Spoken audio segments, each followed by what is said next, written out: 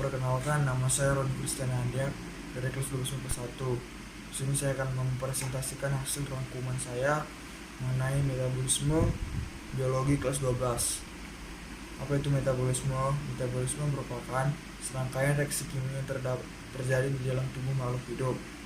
Metabolisme dibagi menjadi dua bagian, yaitu anabolisme sebagai penyusun atau penyusunan dan katabolisme atau penguraian. Oke, selanjutnya kita masuk ke penjelasan enzim. Ada beberapa faktor yang mempengaruhi kerja enzim. Yang pertama faktor suhu, yang kedua faktor pH, yang ketiga faktor aktivator, yang keempat faktor inhibitor, yang kelima yaitu faktor konsentrasi enzim dan substrat. Selanjutnya ada juga sifat-sifat enzim. Yang pertama, sifat enzim yang pertama yaitu enzim itu merupakan sebuah protein. Sifat enzim yang kedua yaitu bekerja secara spesifik. Yang ketiga yaitu enzim berfungsi sebagai katalis. Yang keempat diperlukan dalam jumlah yang sedikit, dan yang kelima enzim bekerja secara bolak-balik. Oke, kita masuk ke katabolisme.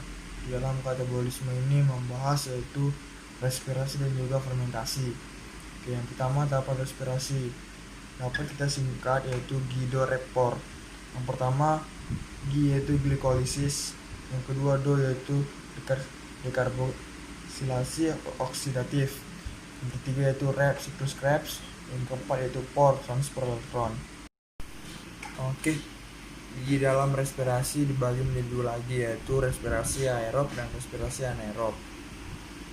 Di dalam respirasi anaerob terdapat fermentasi, yang mana fermentasi tersebut dibagi menjadi dua lagi, yaitu fermentasi alkohol dan fermentasi asam laktat. Oke, di respirasi aerob terdapat yang namanya glikolisis, yang mana glikolisis ini merupakan rangkaian reaksi yang menguraikan molekul-molekul, yang mana menghasilkan dua asam pirufat, 2 ATP, dan 2 NADH. Selanjutnya di reaksi aerob terdapat juga namanya asam pirufat, yang mana asam pirufat ini mengalami deborkilasi oksidatif. Selanjutnya ada yang namanya siklus Krebs, yang mana siklus Krebs ini merupakan gugus berkarbon 2 asetil KOH. Selanjutnya memasuki siklus terjadi di matriks mitokondria dan terdiri dari beberapa tahap dan menghasilkan yang namanya 2 ATP, 4 CO2, 3 6 NADH, dan 2 FADH2. Selanjutnya ada juga yang namanya sistem transport elektron. Sistem transport elektron ini terdiri dari sistem transfer elektron ini terjadi di membran dalam mitokondria.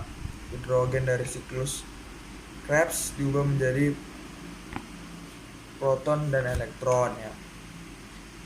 Dan O2 sebagai penerima elektron yang terakhir. Oke, selanjutnya kita masuk ke respirasi anaerob. Seperti yang tadi kita jelaskan di awal, yang mana di dalam respirasi anaerob, seperti yang kita jelaskan tadi di awal, yang mana di dalam respirasi anaerob ada yang namanya fermentasi, dan fermentasi tersebut dibagi lagi menjadi dua bagian, yaitu fermentasi alkohol dan fermentasi asam laktat.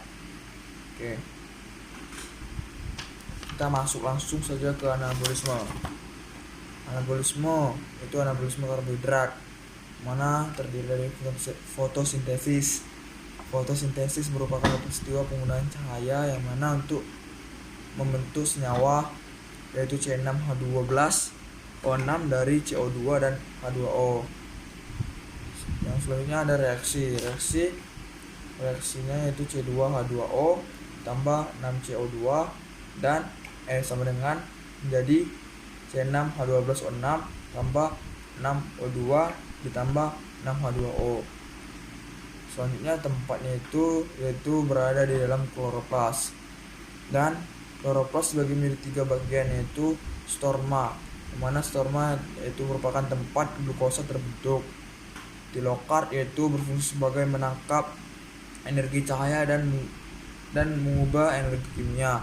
Dan yang terakhir ada grana. Grana itu satu tumpukan kilokart.